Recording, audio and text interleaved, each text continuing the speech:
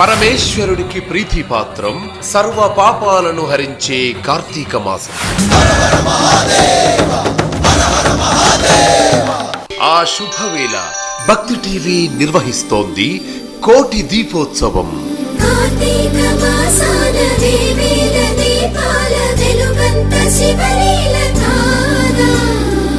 హైదరాబాద్ ఎన్టీఆర్ స్టేడియంలో నవంబర్ 4 నుంచి 18వ తేదీ వరకు రండి, తరలి రండి.